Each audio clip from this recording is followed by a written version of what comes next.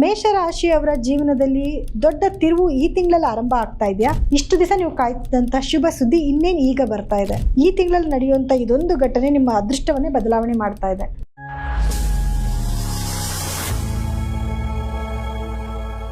ಪೂಜ್ಯಾಯ ರಾಘವೇಂದ್ರಾಯ ಸತ್ಯಧರ್ಮರತಾಯ ಚ ಭಜತಾಂ ಕಲ್ಪವೃಕ್ಷಾಯ ನಮತಾಂ ಕಾಮಧೇನ್ವಿ.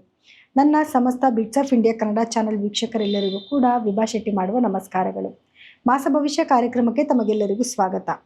ಈ ತಿಂಗಳು ಅಂದರೆ ಸೆಪ್ಟೆಂಬರ್ ತಿಂಗಳಲ್ಲಿ ನಡೆಯುವಂತಹ ಗ್ರಹಗಳ ಸ್ಥಾನಮಾನದ ಆಧಾರದ ಮೇಲೆ ಏನೆಲ್ಲ ಈ ತಿಂಗಳಲ್ಲಿ ನಿಮಗೆ ದ್ವಾದಶ ರಾಶಿಗಳ ಮೇಲೆ ಪ್ರಭಾವ ಬೀರುತ್ತೆ ಅನ್ನೋದನ್ನ ತಿಳ್ಕೊಳ್ಳೋಣ ಬನ್ನಿ. ಇನ್ನು ಗ್ರಹಗಳ ಸ್ಥಾನಮಾನ ಹೇಗಿದೆ, ಯಾವುದಾದ್ರೂ ಗ್ರಹಗಳ ಬದಲಾವಣೆ ಇದೆ ಈ ತಿಂಗಳಲ್ಲಿ ಅಂತ ನೋಡೋದಾದ್ರೆ ನೋಡಿ, ಮೊದಲನೇದಾಗಿ ಇದೇ ತಿಂಗಳ 2ನೇ ತಾರೀಕು ಶುಕ್ರ ಗ್ರಹ ಕನ್ಯಾ ರಾಶಿಯಿಂದ ತುಲಾ ರಾಶಿಗೆ ತನ್ನ ಸ್ವಕ್ಷೇತ್ರಕ್ಕೆ ತನ್ನ ಪತನ ಬದಲಾಯಿಸ್ತಾ ಇದ್ದಾರೆ.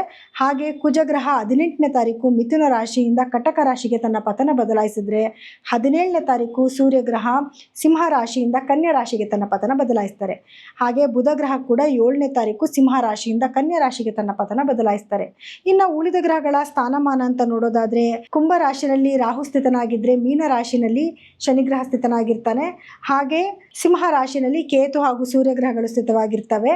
ಹಾಗೆ ಇನ್ನು ಕನ್ಯಾ ರಾಶಿನಲ್ಲಿ ಬುಧ ಗ್ರಹ ಸ್ಥಿತನಾಗಿದ್ರೆ ಶುಕ್ರ ಗ್ರಹ ತುಲಾ ರಾಶಿನಲ್ಲಿ ಸ್ಥಿತವಾಗಿರ್ತವೆ. ಹಾಗಿದ್ರೆ ದ್ವಾದಶ ರಾಶಿಗಳ ಮೇಲೆ ಏನೆಲ್ಲ ಪ್ರಭಾವ ಬೀರುತ್ತೆ ಅನ್ನೋದನ್ನ ನೋಡೋಣ ಬನ್ನಿ. ಮೇಷರಾಶಿಯವರ ಸೆಪ್ಟೆಂಬರ್ ತಿಂಗಳ ಭವಿಷ್ಯ ಹೇಗಿರುತ್ತೆ ಅಂತ ನೋಡಿದ್ರೆ ನೋಡಿ, ನಿಮ್ಮ ರಾಶಾಧಿಪತಿ ಆಗಿರುವಂತಹ ಕುಜಗ್ರಹ 4ನೇ ಮನೆಯಲ್ಲಿ ಸ್ಥಿತನಾಗಿದ್ದಾನೆ. ಸೊ ಅದು ಸುಖ ಸ್ಥಾನ ಕೂಡ ಆಗಿರೋದ್ರಿಂದ ಖಂಡಿತವಾಗ್ಲೂ ಏನಾದ್ರು ಭೂಮಿ ತಗೋಬೇಕು ಅಂದ್ಕೊಂಡಿದ್ರೆ ಅಥವಾ ಮಾರಬೇಕು ಅಂದ್ಕೊಂಡಿದ್ರೆ ಅಥವಾ ನೀವೇನಾದರೂ ರಿಯಲ್ ಎಸ್ಟೇಟ್ ಬಿಸ್ನೆಸ್ ಮಾಡ್ತಾ ಇದ್ರೆ ಖಂಡಿತವಾಗ್ಲೂ ಅದರಲ್ಲಿ ಸಕ್ಸಸ್ನ ತೊಗೊಂಬಂದು ಕೊಡ್ತಾನೆ. ಆದರೆ ತಾಯಿ ಜೊತೆಯಲ್ಲಿ ಏನಾದರೂ ಸ್ವಲ್ಪ ಜಗಳಗಳನ್ನ ಮಾಡ್ಕೊಳ್ಳೋವಂಥದ್ದು ಅಥವಾ ಹೆಣ್ಮಕ್ಳಾಗಿದ್ರೆ ತಾಯಿ ಮನೆಯವ್ರ ಜೊತೆಯಲ್ಲಿ ಏನಾದರೂ ಜಗಳಗಳು ಮಾಡ್ಕೊಳ್ಳೋಂಥ ಸಾಧ್ಯತೆಗಳು ಕೂಡ ಇರುತ್ತೆ. ಈ ವಿಚಾರದಲ್ಲಿ ಸ್ವಲ್ಪ ಕೇರ್ಫುಲ್ ಆಗಿರಬೇಕಾಗತ್ತೆ ನೀವು. ಹಾಗೆ ಅದೇ ಜಾಗದಲ್ಲಿ ಏನು ಗುರುನು ಕೂಡ ಸ್ಥಿತನಾಗಿದ್ದಾನೆ. ಸೊ ಹಾರ್ಡ್ ವರ್ಕ್ನ ಮುಖಾಂತರ ನಿಮಗೆ ಒಳ್ಳೇದಾಗ್ತಾ ಹೋಗ್ತಾ ಇರುತ್ತೆ. ಸುಖ ಸ್ಥಾನದಲ್ಲಿ ಬಂದು ಗುರು ಕುತ್ಕೊಂಡಿರೋದ್ರಿಂದ ನೀವು ಏನಾದರೂ ಹಾರ್ಡ್ ವರ್ಕ್ ಮಾಡಿ ಏನಾದ್ರು ಒಂದು ಭೂಮಿ ತಗೋಬೇಕು ಮಾಡಬೇಕು ಅಂತ ಪ್ರಯತ್ನ ಪಟ್ಟರೆ ಖಂಡಿತವಾಗ್ಲೂ ಅದು ಸಕ್ಸಸ್ ಆಗ್ತಾ ಹೋಗ್ತಾ ಇರುತ್ತೆ. ಇನ್ನು ನಿಮಗೆ 5ನೇ ಮನೆಯಲ್ಲಿ ಸ್ವಕ್ಷೇತ್ರದಲ್ಲಿ ಸೂರ್ಯ ಸ್ಥಿತನಾಗಿದ್ದಾನೆ. ಇದೇ ತಿಂಗಳ 17ನೇ ತಾರೀಕು 5ನೇ ಮನೆಯಿಂದ 6ನೇ ಮನೆಗೆ ತನ್ನ ಪತನ ಬದಲಾಯಿಸ್ತಾನೆ. ಹಾಗೆ ಸೂರ್ಯನೊಟ್ಟಿಗೆ ಕೇತು ಕೂಡ ಅದೇ ಮನೆಯಲ್ಲಿ ಸ್ಥಿತನಾಗಿದ್ದಾನೆ. ಸೊ ಕೇತು ನಿಮಗೆ 5ನೇ ಮನೆಯಲ್ಲಿರೋದ್ರಿಂದ ಮಕ್ಕಳ ಆರೋಗ್ಯದಲ್ಲಿ ಸಣ್ಣ ಪುಟ್ಟ ಬದಲಾವಣೆಗಳು ಕಾಣಿಸ್ಕೊಳ್ಳುವಂಥದ್ದು, ಆರೋಗ್ಯ ಸಮಸ್ಯೆಗಳೇನಾದರೂ ಬರುವಂಥದ್ದು ಅಥವಾ ಅವಾಗವಾಗ ಏನಾದರೂ ಬಿದ್ದು ಪೆಟ್ಟು ಮಾಡ್ಕೊಳ್ಳುವಂಥ ಸಾಧ್ಯತೆಗಳು ಜಾಸ್ತಿ ಇರುತ್ತೆ. ಮಕ್ಕಳ ಆರೋಗ್ಯದ ಕಡೆ ಸ್ವಲ್ಪ ಗಮನ ಕೊಡಿ. ಇದನ್ನು ನಾವು ಪ್ರತಿ ತಿಂಗಳು ಹೇಳ್ತಾ ಬರ್ತಾ ಇದ್ದೀವಿ. ಮಕ್ಕಳ ಆರೋಗ್ಯದ ಕಡೆ ಸ್ವಲ್ಪ ಗಮನ ನೀವು ಕೊಡಲೇಬೇಕಾಗಿ ಬರುತ್ತೆ. ಅಥವಾ ನಿಮ್ಗೇನಾದರೂ ಪಿತ್ರಾರ್ಜಿತ ಆಸ್ತಿ ಬರೋದಿತ್ತು ಅಂತಂದರೆ ಅದರಲ್ಲಿ ಏನಾದರೂ ಸ್ವಲ್ಪ ಡಿಲೇ ಆಗುವಂಥ ಸಾಧ್ಯತೆಗಳಿರುತ್ತೆ. ಆದರೆ ಇವಾಗ ನಿಮಗೆ ಅದೇ 5ನೇ ಮನೆಯಲ್ಲೇ ಸೂರ್ಯನು ಬಂದು ಕುತ್ಕೊಂಡಿರೋದ್ರಿಂದ ಪಿತ್ರಾರ್ಜಿತ ಆಸ್ತಿ ಬಗ್ಗೆ ಏನಾದರೂ ಮಾತುಕತೆ ಆಗುವಂಥದ್ದು ಅಥವಾ ಪಿತ್ರಾರ್ಜಿತ ಆಸ್ತಿಯಿಂದ ಏನಾದರೂ ಲಾಭ ಬರುವಂಥದ್ದು, ಈ ರೀತಿಯಾದ ಬದಲಾವಣೆಗಳನ್ನು ಕೂಡ ನೀವು ಖಂಡಿತವಾಗ್ಲೂ ನಿರೀಕ್ಷೆ ಮಾಡ್ಬೋದು. ಅಥವಾ ನಿಮ್ಗೇನಾದರೂ ಏಜಿಗೆ ಬಂದಿರುವಂಥ ಮಕ್ಕಳಿತ್ತು ಅಂತಂದರೆ ಅವರಿಗೆ ಗೌರ್ಮೆಂಟ್ ಜಾಬ್ಗಳಾಗುವಂಥ ಸಾಧ್ಯತೆಗಳಿರುತ್ತೆ.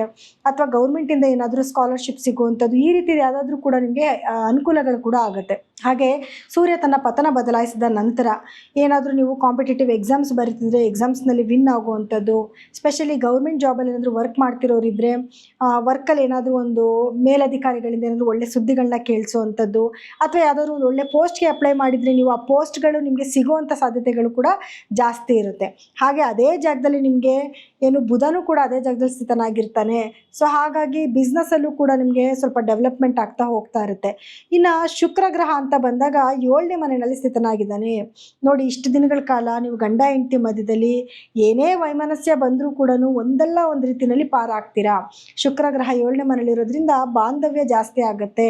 ಗಂಡ ಹೆಂಡತಿ ಮಧ್ಯದಲ್ಲಿ ಇನ್ನಷ್ಟು ಪ್ರೀತಿ ವಿಶ್ವಾಸ ಜಾಸ್ತಿ ಆಗುತ್ತೆ.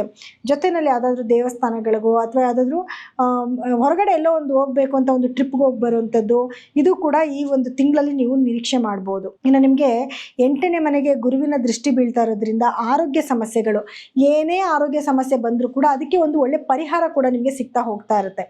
ಒಳ್ಳೆ ಡಾಕ್ಟ್ರ್ ಸಿಗೋದಾಗಿರ್ಬೋದು, ಒಳ್ಳೆ ಮೆಡಿಸಿನ್ ಸಿಗುವಂಥದ್ದಾಗಿರ್ಬೋದು, ಯಾವುದಾದ್ರೂ ಒಂದು ರೀತಿಯಲ್ಲಿ ಖಂಡಿತವಾಗ್ಲೂ ಒಳ್ಳೇದಾಗ್ತಾ ಹೋಗ್ತಾ ಇರುತ್ತೆ. ಇನ್ನು ನಿಮಗೆ ನೋಡಿ ಏನು 10ನೇ ಮನೆಗೆ ಗುರುವಿನ ದೃಷ್ಟಿ ಬೀಳ್ತಾ ಇದೆ. ಸೊ ಹಾಗಾಗಿ ಬಿಸ್ನೆಸ್ಸಲ್ಲಿ ಡೆವಲಪ್ಮೆಂಟ್ ಆಗೋದು, ಹೊಸ ಹೊಸ ಆಪರ್ಚುನಿಟೀಸ್ ನಿಮ್ಮನ್ನು ಹುಡ್ಕೊಂಡು ಬರುವಂಥದ್ದು.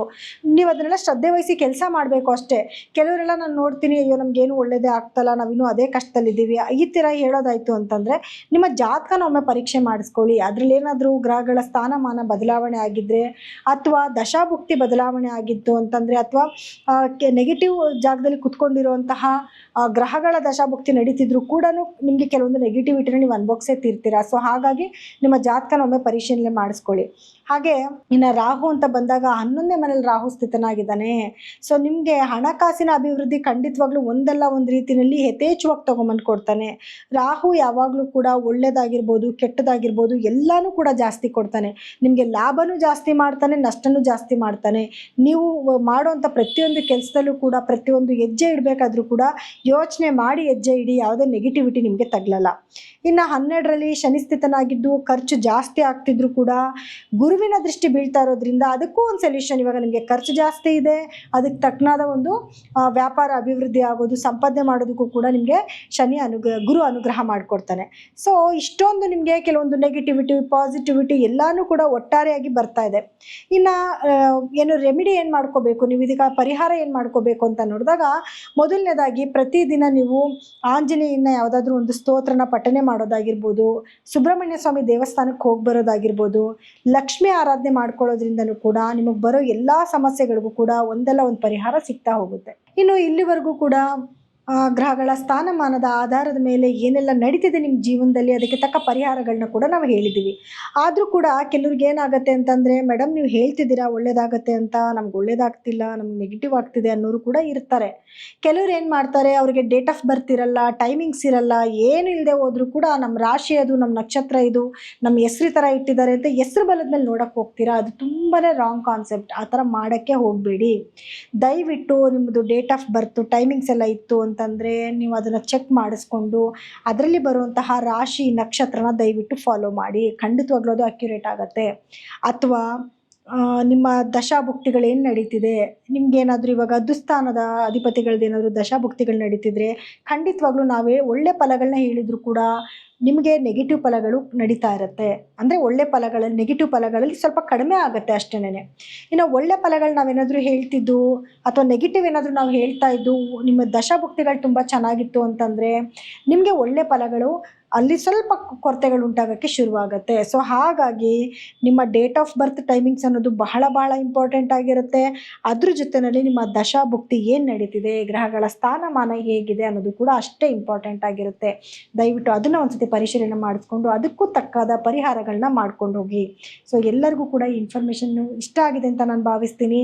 ನಿಮಗೇನಾದರೂ ನಿಮ್ಮ ಜಾತಕಗಳನ್ನ ಪರೀಕ್ಷೆ ಮಾಡಿಸ್ಕೋಬೇಕು ಅನ್ನೋದಿತ್ತು ಅಂದರೆ ನಮ್ಮ ನಂಬರ್ಗೆ ಕರೆ ಮಾಡಿ ನೀವು ಅಪಾಯಿಂಟ್ಮೆಂಟ್ನ ಫಿಕ್ಸ್ ಮಾಡ್ಕೋಬೋದು. ಎಲ್ಲರಿಗೂ ಕೂಡ ನನ್ನ ಧನ್ಯವಾದಗಳು.